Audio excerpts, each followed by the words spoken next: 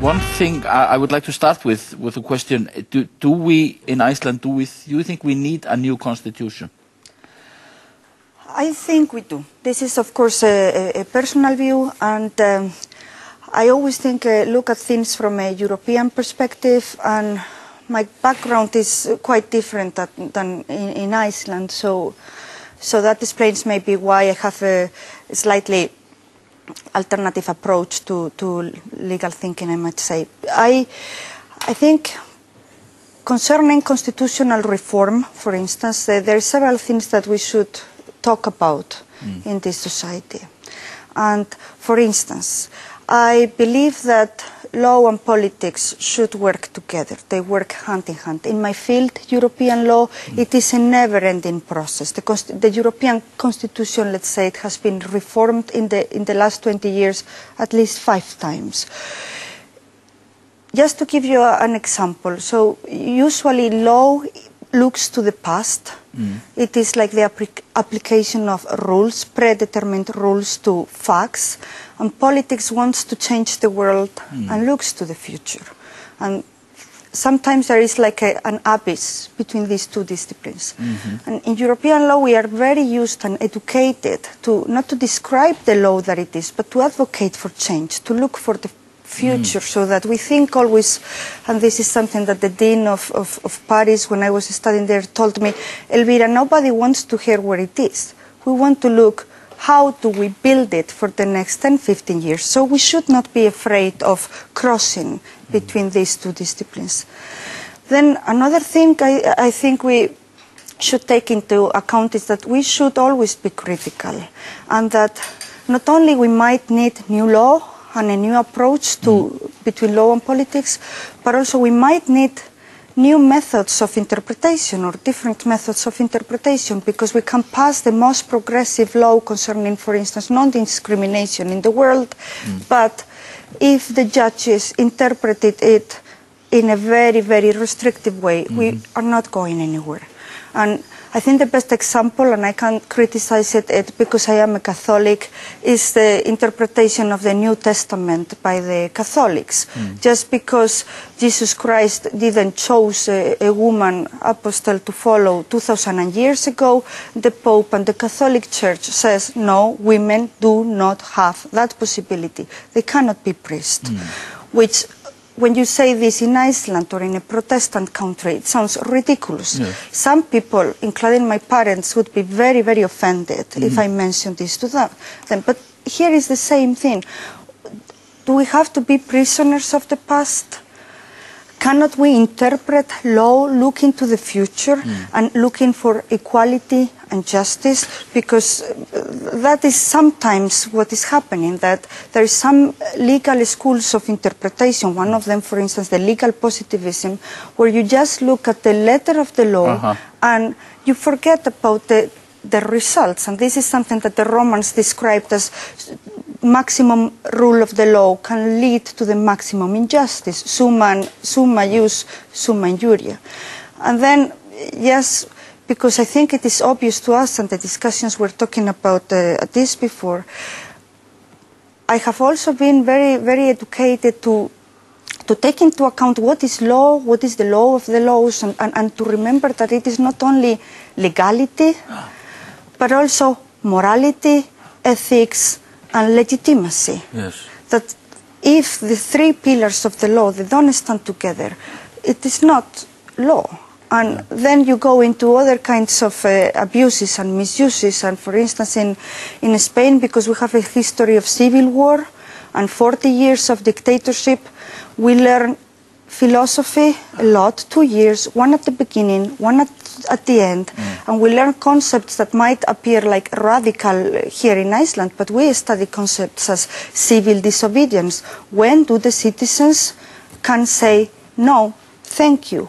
So you think that we are too literal in our approach to the law? Not everybody, of course, but this seems to be like the method of interpretation that is prevailing. And if we want to change things, if we want to make a new social contract and look to the future, we really not only have to think the law, but we might have to think critically about other things, the interpretation and how do we want to morality and justice and fundamental freedoms to hold it all together. But what about, do you think the time is right now for constitutional reform in Iceland? Absolutely, absolutely. I think that we are living now in a moment of constitutional reform. It is, and you don't choose history, you cannot stop history. This has happened after the crisis, and I would like to show you a quote that is one of my favorites from Shakespeare. It's a play called Julius Caesar. I think we have it on the sign. Yeah, this is a quote, yes. Yeah, this is Brutus talking, and he's talking about that the opportunities now, and if we don't take it, we will miss it. And here is the full quote. There is a tide in the affairs of men, which, taken at the flood, leads on to fortune. Omitted, all the voyage of their life is bound in shallows and in miseries. Yes.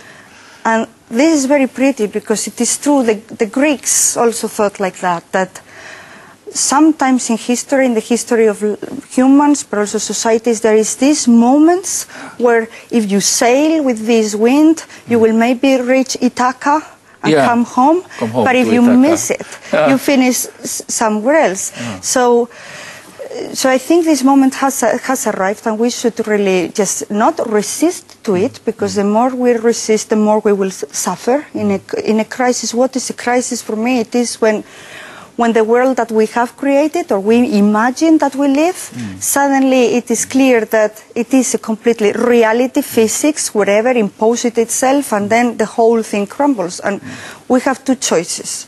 Or to pretend that nothing has happened and hit the wall again and make the same mistakes, or really go through it, think very well what went wrong, and say, well, never again. This will never happen again. And this is a constitutional opportunity. I take it in a very positive way. And I would like here also once more maybe to bring my European background, because I think the history of Europe has shown us that fundamental rights, democracy, peace, the rule of law, they don't come from God. No. Sometimes they are not given, they are just taken. And we have seen many revolutions in Europe so that we can enjoy these rights. And this is also, of course, the question how we shall go about reforming the constitutions. It seems that we are doing this, the government is trying to do this in a very narrow, constrictive way. Yeah, well, like I was saying before, we live in a democracy, and this is what I was also double-checking yesterday. Yes, Iceland is a democracy, but how it is drafted. And we have to remember that in a democracy, the power is for the demos, which is a word that my students think that they don't know, but they know very well. And we are the demos, we are the power. So it's power by the people, for the people. So obviously, to me, this reform can be done in many different ways, and I am not a specialist in constitutional law. I'm always talking from a comparative law perspective, but certainly it can be without us. It should be done with us, meaning at least we have the opportunity to send questions, to request information, to participate, and it's the minimum that we deserve when a constitutional process of reform is going on. And the most important thing, it shouldn't be against us. It shouldn't be. And just to give you an example of what should we do? First, study a lot.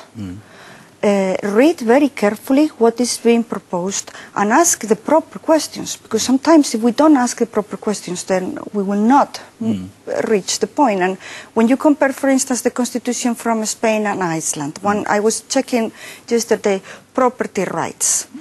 They look quite similar. They say property, the right of property is a fundamental freedom in both constitutions, and it can be only, let's say, taken away or affected if it is necessary for public policy, for public reasons. But in the Constitution of Spain, it says that the content of the private property will be determined by the social function and